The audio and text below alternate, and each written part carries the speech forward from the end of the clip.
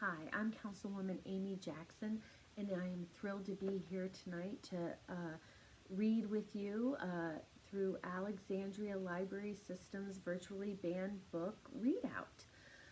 And even though I haven't chosen John Steinbeck or Toni Morrison, I'm reading from the intellectual novel of Captain Underpants. Which I do think is important for our kids.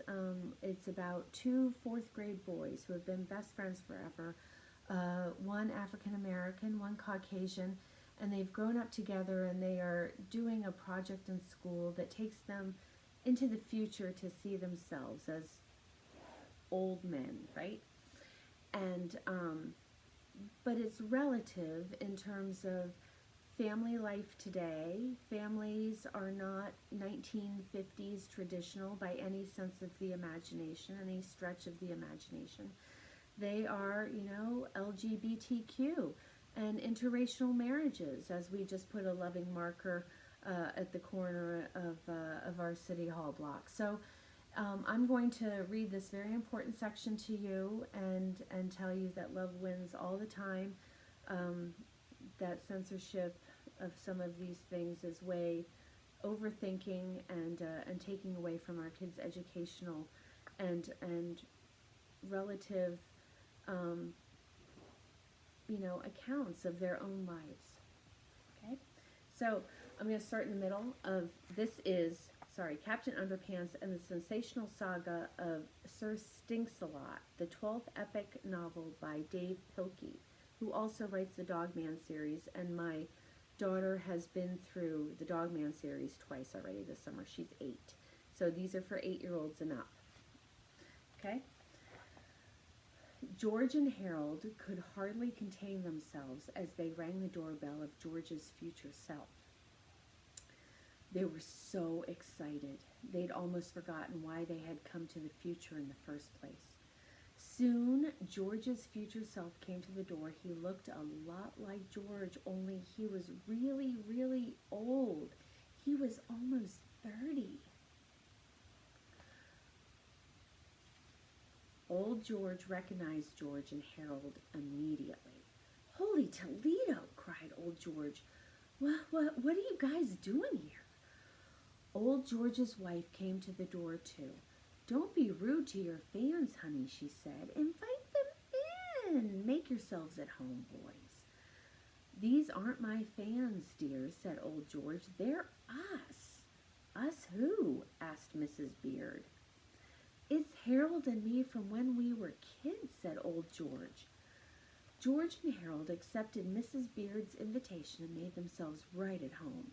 They gleefully tore through the house, checking out all of old George's stuff. "Your future house is awesome," said Harold.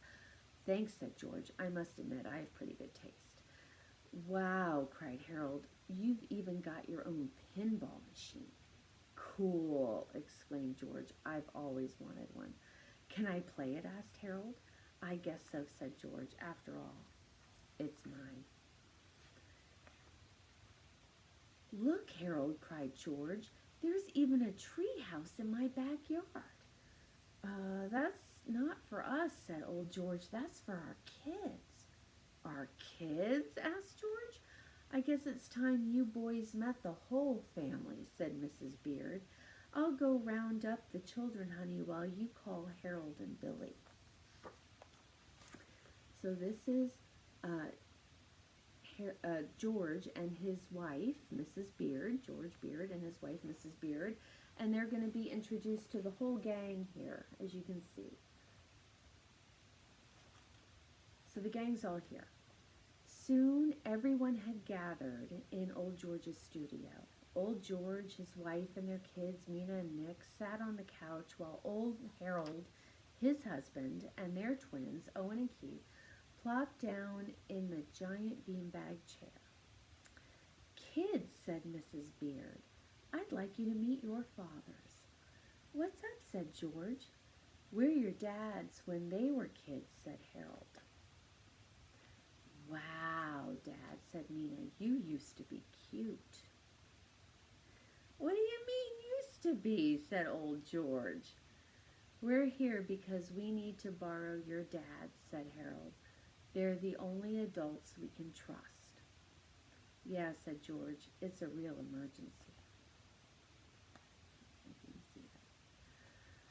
So I chose this book because our kids today need to be able to relate to all different types of family units: interracial, lesbian, gay, bisexual, transsexual, questioning.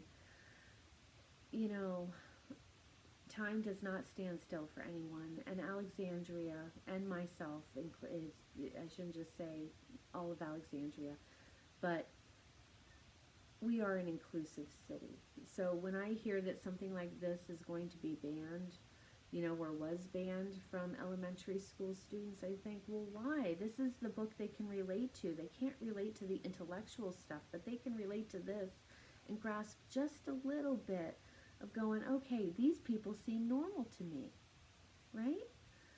And it helps them feel better, and it helps them get through maybe some trying times that they're having on their own, to know that they're not alone and they have other people, fictional or not, that they can relate to and know that it's going to be okay.